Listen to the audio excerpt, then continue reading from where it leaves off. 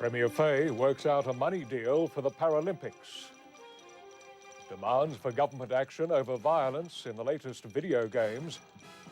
3-year-old boy attacked by bees on Sydney's northern beaches. Good evening. The row over funding for the Paralympic Games in the year 2000 has been resolved, ending an unseemly dispute with the organisers. Premier Fay has reached a compromise over sharing costs with the federal government. After watching Olympic glory dissolve into a public relations disaster, this morning the Premier won an important concession from Paralympic officials, an apology from their international colleagues. I agree with the Premier that it has been handled rather poorly. At issue was whether the state government had agreed to underwrite the Paralympic Games. Yesterday, the Premier said he'd committed only $15 million. Today, money was no object. I believe that we can't afford not to be honest. Provided the federal government came to the party. If I get 50-50 support from the Commonwealth Government on shortfall, I'd be happy. In Canberra, the Sports Minister happily obliged. The federal government agrees to fund up to $25 million of that shortfall, and that will be over the next 7 years. The row finally put to rest, it then became a question of how this confusion arose in the first place. Today, the opposition released a letter from Mr Fay setting out a detailed plan to fund the Paralympics over the next 8 years. The letter, sent to Prime Minister Keating 3 weeks ago, even estimates the expected budget shortfall around $50 million and suggests the amount be jointly funded by the state and federal governments. We applaud the backdown. Putting the shine back on our Olympic victory, tomorrow's ticker tape parade honouring bid officials and athletes. The parade begins at the Opera House at 12:30, winding through Circular Quay and along George Street to the Town Hall. Brad Schmidt, National 9 News. Western India has been hit by a powerful earthquake, killing at least 4,000 people. It measured 6.4 on the Richter scale, its epicentre near the regional city of Solapur. The area is heavily populated, and in one village alone, virtually every building has been destroyed. Increasing signs of nervousness are showing in Australia's financial markets as the budget stalemate continues. The dollar dipped again today after a senior minister suggested we could face another federal election. Budget uncertainty drove the currency to a 6.5-year low overnight. No sooner had it recovered this morning than it dipped again on the strength of a comment from Deputy Prime Minister Brian Howe on the question of a double dissolution election. And I guess if the budget were to be rejected, then the government would be forced into that, would have to look at that possibility. Look, I can't imagine this government will go to an election in current circumstances. I just could not imagine. If they do, I would love it. Green Senator Dee Margette sparked the election talk by hinting last night that she and colleague Christabel Chamarette, who hold the fate of the budget in their hands, might feel strongly enough to force a double dissolution, even though it would mean political suicide. But Health Minister and government power broker Graham Richardson predicts that most of the budget will get through. We might lose a bit here and there, but I think by and large it'll get through, so I really don't see this as a crisis situation. In Parliament, the Prime Minister was treating it as a crisis. The group spiking the growth in national confidence and recovery is John Hewson and his federal opposition. And the Treasurer, again blaming the opposition for holding up income tax cuts, claimed they were plundering the Christmas stockings of so many children around the country. In a bid to get the budget wine tax rise through the Senate, Mr Dawkins has proposed a deal under which it would be phased in as part of an industry development package. He suffered a setback today when the Winemakers Federation rejected the plan. But a breakthrough may still be possible. This afternoon, the Independent Wineries Association welcomed the offer, and the Australian Democrats called it a positive development. Laurie Oakes, Canberra. Our dollar ended the day on a steadier note at 64.57 US cents. On the stock market, the All Ordinaries gained 13 points. Concerns today over the violence in a new video game about to be released in Australia. A Labor senator has criticised the Sega company for bringing out the product before a proper warning system is in place. They've come a long way since Donkey Kong and the early Mario brothers. Video game technology and content have changed dramatically. This all-party Senate committee increasingly alarmed at the growing trend to graphic violence. No way in which parents can have any assurances about the type of material that their children are having access to. Games like this one, Mortal Kombat, don't pull any punches. The parliamentary watchdog worries that, unlike America and Britain, video games sold here aren't subject to any controls over violence, in particular this game, Night Trap. It's about to be released in Australia, despite importer Sega earlier assuring the committee it would wait until a new classification system was in place. I'm extremely disgusted with Sega for making this preemptive decision. Sega changed its mind after talking to the Film Classification Board. Games like Night Trap should be available. Whether young children play those games, I guess, is up to the parents. A classification system for video games still needs approval from state and federal governments. Sega claims it's got its own warning system ready to go. But when it comes to Night Trap, Senator Reynolds is still worried. Who wants to be involved in a game that involves that form of mutilation? Peter Harvey, Canberra. In a controversial move, the ACT is considering Australia's first trial of free heroin for drug users. The idea is the result of a study which suggests it will reduce crime and help people overcome their addiction. It began as an aid strategy, knowing needle exchange programs and supervised treatment reduces dangerous behaviour amongst intravenous drug users. A plan to supply free heroin as well had merit. A reduction in crime by people to support their drug use, maybe improved health and maybe also improved social functioning. Gabrielle Bammer is coordinator of the feasibility study to run the nation's first heroin trial. There are very few overseas precedents. The United Kingdom supplies heroin by prescription. Switzerland may do the same because of a drug problem spilling onto the streets. It's clearly a situation that's very different from Australia and not a situation that we'd want to have happening here. With 80% of Australian crime related to drug dependency, a 2-year trial could measure if free heroin breaks the cycle between user and supplier. The downside, however, could see addicts using more safely but not actually giving up. So far, 60% of Canberra residents support the notion of the trial, involving the ACT government, the Australian Institute of Criminology and drug users, but 2 out of 3 local police reject the idea. When the report is finalised next year, it will contain all the pros and cons needed for community approval. But even if Canberra people say yes to a heroin trial, in the end, it will be a political decision. Cheryl Taylor, National 9 News. The Highway Patrol is being forced to signpost more of its speed traps. While cameras have been out of hiding for several months, drivers have had no warning about other forms of radar. In June, Police Minister Terry Griffiths brought speed cameras out into the open. Quite honestly, with all of those warnings, if you are still photographed, then to me that is fair comp.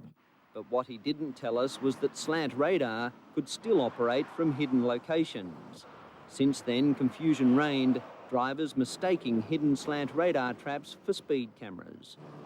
Now, those slant radar sites will also have to be signposted. We've ordered the signs, and we would hope within the next 30 days that all slant radar will be treated in the same way. The announcement came as police unveiled Operation Slowdown, their road strategy for this coming long weekend.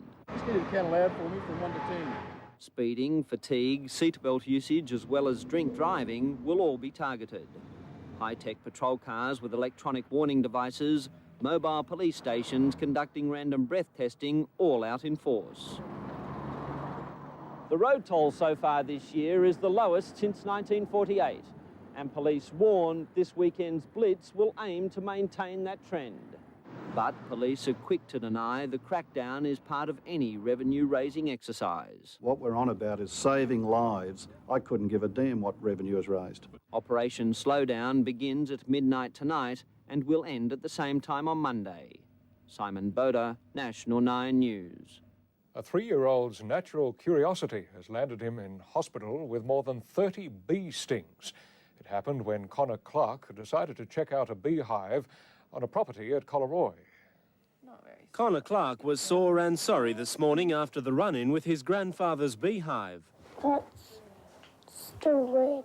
Is it? The 3-year-old was stung more than 30 times when he and playmates ventured too close. Connor went up to the beehive and he tried to catch them, but he got stung.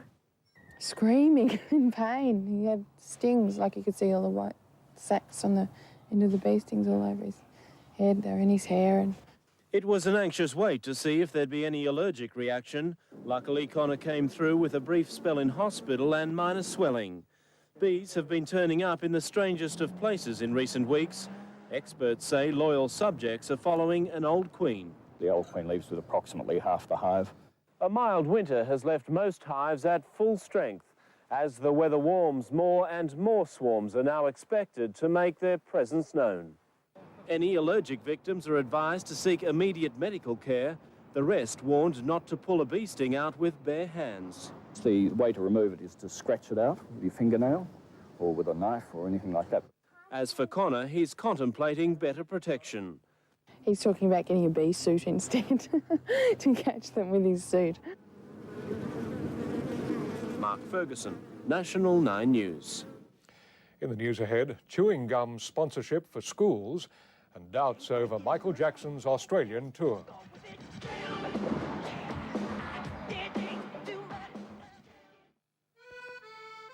Raguletto Napolitana pasta sauce.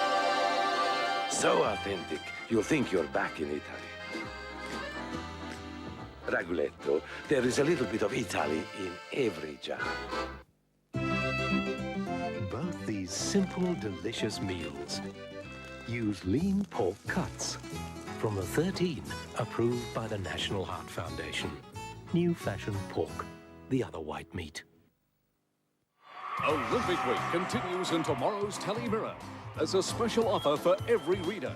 A magnificent souvenir pack of 30 Olympic stamps. A rare and colourful collection from around the world, including stamps first issued for the 1956 Melbourne Games. And there's an 8-page guide to the Spring Racing Carnival, including the classic race of the season, the Epsom. It's all in tomorrow's Telly Mirror. During summer, the worst thing you can do to some fridges is open the door. Please close the fridge door, James. Every time you do, I said shut that door now. the whole fridge gets warmer. Shut it now. The Westinghouse Fast Cool system has solved this problem. This special fan blasts cold air into the fridge, cooling it down in about half the time it takes some others, which all means it keeps its cool, so you can keep yours. Gee, looks like we're going out. Yeah. I was thinking, wouldn't it be great if we had the power to change the world? And solve all its problems in a blinding flash of light? Dream on. So there would be more understanding, yo. Black or white, no matter dig, no hood, no nation. Tell it, brother. No race, just face. One mission, the global tribe. Sister, can you dig it? Collect 10 tokens from specially marked Twisties packs, and a sun-sensitive colorblind t-shirt could be ours free. Yo. Police have released sketches of 2 men who may be able to help in the hunt for the killers of a doorman at a city nightclub. 35-year-old Abood Abood was stabbed to death outside a George Street club early on Sunday morning. Homicide squad detectives say the men they're looking for may have been in the club just before the murder.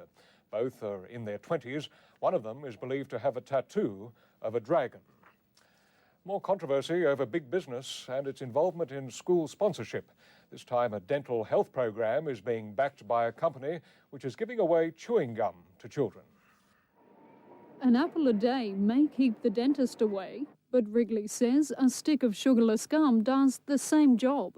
For the past year, many New South Wales primary schools have received a kit made by Wrigley aimed at promoting oral hygiene. The company claims the gum is provided only for children at high risk of decay and is used under close supervision. But the opposition says it's a case of crass commercialism. And obviously what they're looking at are the big dollars which will come off this if they get the endorsement of the Department of School Education. But John Aquilina is in the minority. Even the Teachers Federation thinks it's a great idea. Dental experts say the gum does help, but not in all cases. If they've got muscular problems or jaw joint problems, which still does happen in children and young adults, and that can be aggravated by excessive habitual chewing. Wrigley says the issue has been blown out of proportion. Management refused a request for an interview and issued a statement through the company's publicist. Wrigley says it's not trying to exploit children and the program will continue. Michelle Stone, National 9 News. Michael Jackson's December visit to Australia is in doubt, with news that he's cancelled the South African leg of his world tour, claiming tiredness and poor health. Talks are now underway in the United States to decide the future of the Australian concerts. Since Michael Jackson was accused of sexually molesting children, his dangerous tour has been plagued by controversy. Go with it! Go with it! First shows in Bangkok, then ticket sales in Australia were postponed. Now the South African concerts have been canned. Concerts that were to kick off the third leg of the tour, which was to include Down Under. I've not been told the tour is off, but I understand that the third leg is definitely in doubt. Meetings tomorrow in Los Angeles between Jackson's management and the world promoter will decide the tour's fate. The King of Pop was the third rock phenomenon scheduled to tour Australia this summer, a summer in which we were expected to shell out $60 million to see them sweat. The average ticket price around $70. We're willing to spend anything on Madonna. Pretty expensive, but you know, it's just work. We got rich parents. Bringing stars like Madonna and U2 to our shores can cost in excess of $20 million or $3 million a show. A big act is usually guaranteed about $1 million per performance, plus a percentage of the takings. Nearly another $1 million pays for the venue and seating. The promoter gets what's left after all the expenses. We try to keep the ticket prices down, but when you get up into a Madonna or a Michael Jackson where you've got an entourage of 200 people, you can't avoid it. While some parents are quick to criticise today's ticket prices, it all comes down to the basics of supply and demand. If concert goers thought the Material Girl, for instance, wasn't worth $70, they simply wouldn't pay. If you feel that you get your money's worth, then there's no problem. Sharon Gadella, National 9 News. In Russia, Boris Yeltsin has extended his deadline against the rebel parliament, still occupying Moscow's White House. In his toughest words yet, Yeltsin says they must give up by Monday or suffer serious consequences. Outside, the tension continues with scuffles between security forces and hardline supporters. America's big three car makers have announced a joint venture with the US government to create low-pollution, fuel-efficient engines. The target is a frugal 3 litres of petrol for every 100 kilometres, or around 80 miles a gallon. The historic deal is between Ford, General Motors and Chrysler. While Sydney is already building facilities for the 2000 Games, things are not running quite so smoothly in Atlanta. The 1996 host city has barely started on many of the venues and still hasn't found the money to pay for it all. The 96 Games are bearing down fast on Atlanta, just 1,025 days to go and counting. On paper, it seems they'll need every day of it. Half of the 12 venues it needs to build haven't been designed yet. Some initial construction has just started on the $300 million main stadium, but architects are still working on the final blueprint. No worry, says Atlanta's Olympic chief Billy Payne, it's all running to plan. It is unthinkable that we would fail. Unthinkable that we would fall short of the highest expectations that are out there. There have been setbacks, though. Stone Mountain on the city's outskirts was supposed to be the huge setting for 6 Olympic sports. But when it was discovered the ground was all rock, 3 of the sports were shifted further out of town. Some big companies like Coca-Cola have signed up, but other businesses that were supposed to be on board by now are balking at paying anything up to $60 million each for sponsorship rights. If there's a lesson out of all this, then Atlanta is more than happy to give Sydney the benefit of its experience. It is critically important to do what we Americans call keep your eye on the prize. Mark Burrows, National 9 News, Atlanta. Ken Sutcliffe with sport is next, and first blood to the Commodores. Yes, but what a race we'll have on Sunday with the Falcons. We've got that, and a Parramatta boy heading for Olympic gold. And a great win for Bradley McGee. Coming up, our exclusive reunion between a mother and her football-mad runaway son. We'll be right, won't we? Don't worry. Good on you, mate. And claims children are at risk because of plans to cut breakfast cereal vitamins. That's next. Huge investment opportunities out there. Take a risk. How do you invest your money? Securely. Our investment guarantees security and performance. New South Wales Treasury bonds. Guaranteed security, guaranteed performance. Raguletto Venetian pasta sauce. So authentic, you think you're back in Italy. Raguletto, there is a little bit of Italy in every jar. Australians love a Calvinator, reliability and style. Australians love a Calvinator because they go the extra mile. More Australians have looked into a Kelvinator than any other fridge. That's simply because they're great-looking, reliable fridges. So before you buy your next fridge, look into a Kelvinator. Australians love a Calvinator, guaranteed to raise a smile.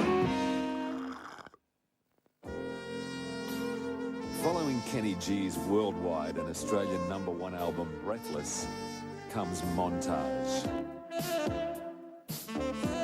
A very personal selection of Kenny G's best. Perfect for cool moods and mellow moments. Kenny G's Montage. Every piece fits. The Hungry Lotus, the Resting Swamp. What on earth? It's called Tai Chi, David. And what's more, it promotes both a healthy mind and body. Healthy. Give me strength. Now the fibre-rich flakes of Kellogg's Sultana brand are even tastier thanks to plumper, juicier Australian Sultanas. With a taste this great, they'll never know it's healthy. And what are you doing? The Hungry Lotus is pouring Sultana brand. You've all gone very soft and juicy in the head. Kellogg's Sultana brand, health food made tasty. At Mount Panorama, Mark Scaife and Jim Richards have been the quickest during the first official practice for Sunday's Tooheys 1000 touring car race. They join privateer Larry Perkins as the only cars to break 2 minutes 14 around the mountain, with 2 more Holdens from the Commodore racing team next. In a Commodore that has only recently found some legs, Mark Scaife and Jim Richards have been busting to prove last year's win was more than just putting a Nissan GTR on autopilot. Today they made part of their point, both still a bit hurt at being booed on last year's rostrum. In a sporting sense, it wouldn't matter what car you're in, you'd expect a reasonable reception, so let's hope this year it's a bit better. They finished a quarter of a second clear of Larry Perkins, whose motor clocked off early just after lunch. As the mountain warmed up and the traffic hit peak hour, Neil Crompton found reverse going through the S's. Even for the Glenn Seaton Alan Jones entry, it wasn't always sharp end first, but safely in 5th, the touring car champions admit this could be their year. I think the team's probably giving me my best chance ever to win this year, so have to try and grab it if we can.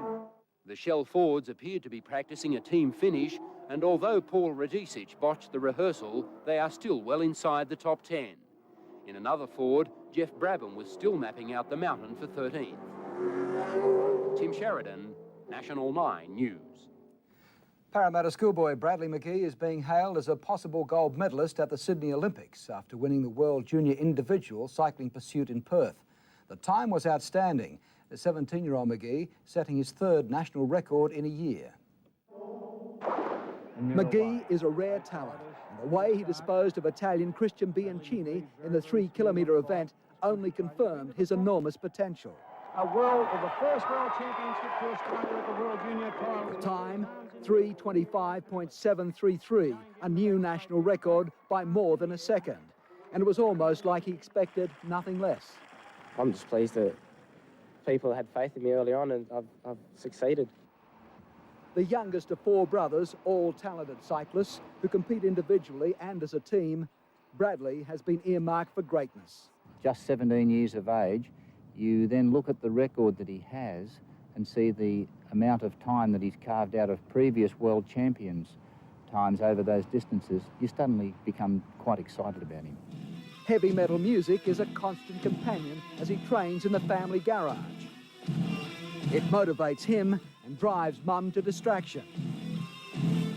Before any more cycling conquests, Bradley now has to concentrate on the HSC.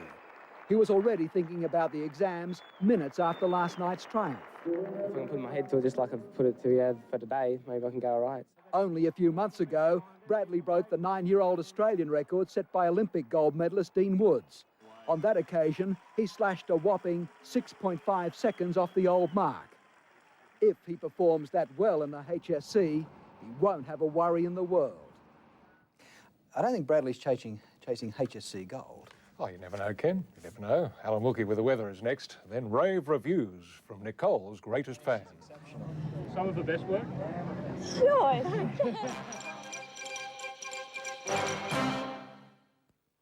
Olympic Week continues in tomorrow's Telly Mirror. There's a special offer for every reader. A magnificent souvenir pack of 30 Olympic stamps. A rare and colourful collection from around the world, including stamps first issued for the 1956 Melbourne Games. And there's an 8-page guide to the Spring Racing Carnival, including the classic race of the season, the Epsom. It's all in tomorrow's Telly Mirror. Come on. He turned up at 10. Well, I wasn't even dressed. No. He looks so gorgeous. He took me where I'd never been before. So?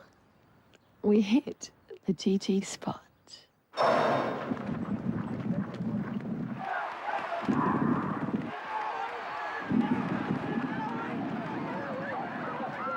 Hit the GG spot at Royal Randwick.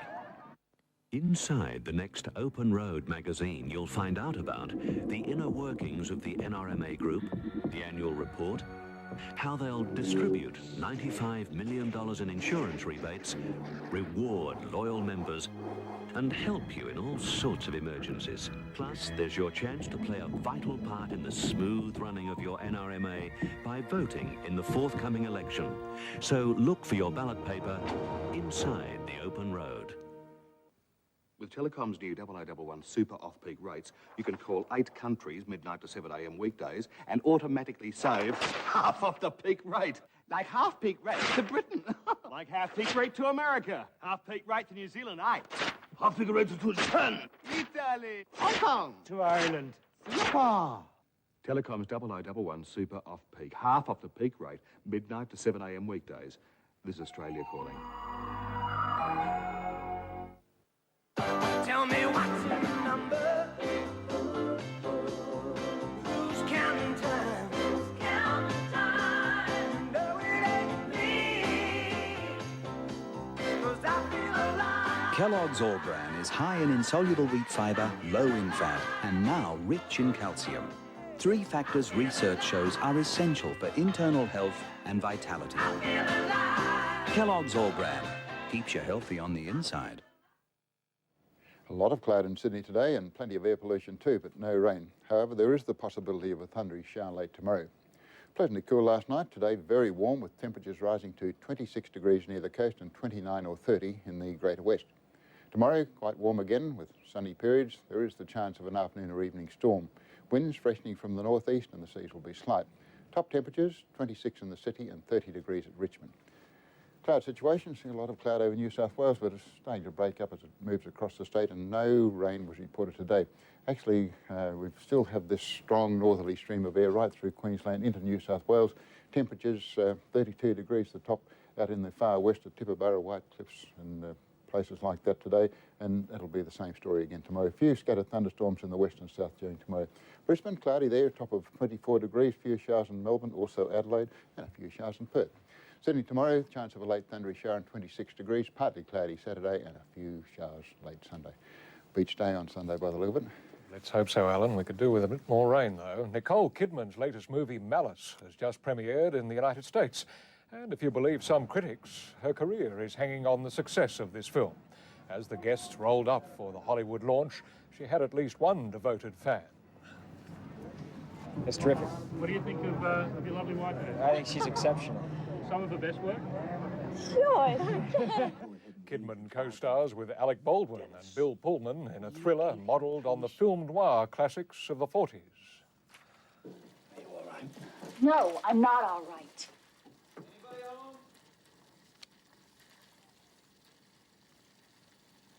Up here, honey. Nicole's Australian fans can see Malice here next March. That's the news this Thursday night. A Current Affair with Mike Munro is next. From Jim Whaley, good night.